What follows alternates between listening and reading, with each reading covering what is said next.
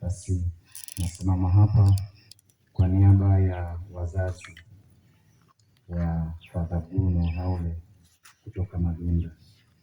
Basi sitakuwa na maneno mengi ya pekee, isipokuwa tulipatwa na mshtuko kidogo tulipopata taarifa ya kifo cha Baba Bruno, lakini kwa sababu tuna imani juu ya matumaini ambayo yapo katika imani yetu kama Wakristo, basi tunayo matumaini kwa Mungu kwamba ametutangulia na hiyo ni njia yetu sote.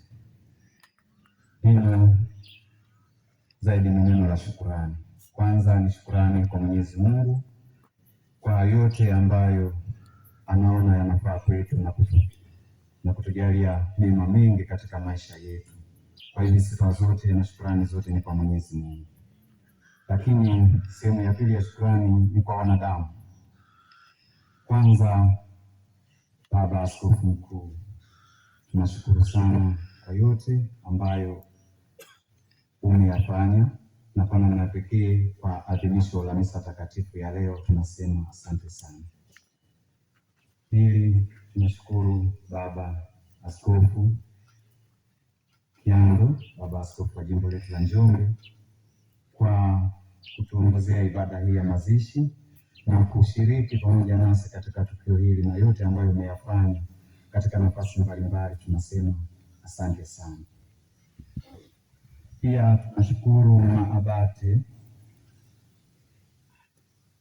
wote ambao wameshiriki hapa katika tukio hili, lakini kwa namna ya pekee Baba Abate wa Hanga, Baba Abate Masingo, ambapo pamoja na wanajamii wote wa nyumba ya Hanga.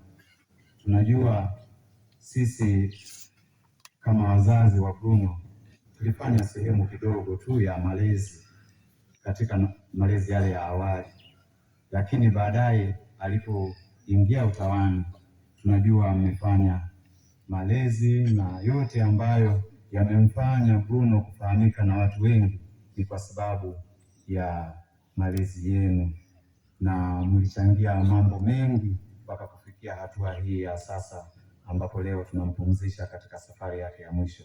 Baba Abate, tunasema asante sana, tunashukuru sana. Lakini pamoja na wanajamii wote watawa wa Hanga tunasema asante sana. Lakini kwa namna ya pekee tunashukuru kwa kutusaidia sisi wazazi kutoka Madunda mpaka tukafaulu kufika hapa, ingawa tulijichangachanga kidogo kwa usafiri, lakini ninyi mmetuunga mkono kutusafirisha mpaka hapa. Tunasema asante sana kwa hayo yote.